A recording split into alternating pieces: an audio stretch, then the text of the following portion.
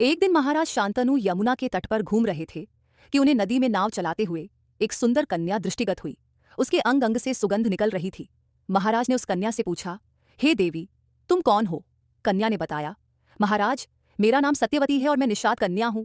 महाराज उसके रूप यौवन पर रीझ कर तत्काल उसके पिता के पास पहुंचे और सत्यवती के साथ अपने विवाह का प्रस्ताव किया। इस पर ढींवर निषाद बोला, राजन, मुझे अपनी कन्या का आपके साथ विवाह करने में कोई आपत्ति नहीं है, परंतु आपको मेरी कन्या के गर्भ से उत्पन्न पुत्र को ही अपने राज्य का उत्तराधिकारी बनाना होगा। निषाद के इन वचनों को सुनकर महाराज शांतनु चुपचाप हस्तिनापुर लौट आए। सत्यवती के वियोग में महाराज शांतनु व्याकुल रहने लगे। उनका शरीर दुर्बल होने लगा। महाराज की इस दशा को देखकर देवव्रत को बड़ी चिंता हुई। जब उन्हें मंत्रियों के द्वारा पिता की इस प्रकार की दशा होने का कारण ज्ञात हुआ तो वे तत्काल समस्त मंत्रियों के साथ निषाद के घर जा पहुंचे और उन्होंने निषाद से कहा, हे निषाद, आप सहर्ष अपनी पुत्री सत्यवती का विवाह मेरे पिता शांतनु के साथ कर दें। मैं आपको वचन देता हूं कि आपकी पुत्री के गर्भ से जो बालक जन्म लेगा वही राज्य का उत्तराधिकारी होगा।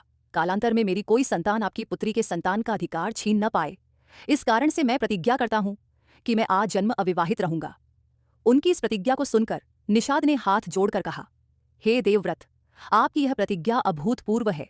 इतना कहकर निषाद ने तत्काल अपनी पुत्री सत्यवती को देवव्रत तथा उनके मंत्रियों के साथ हस्तिनापुर भेज दिया।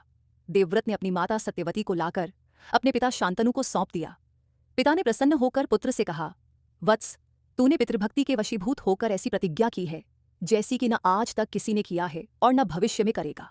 मैं तुझे वरदान देता हूं कि तेरी मृत्यु तेरी इच्छा से ही होगी। तेरी इस प्रकार की प्रतिज्ञा करने के कारण तू भीष्म कहलाएगा और तेरी प्रतिज्ञा भीष्म प्रतिज्ञा के नाम से सदैव प्रख्यात रहेगी।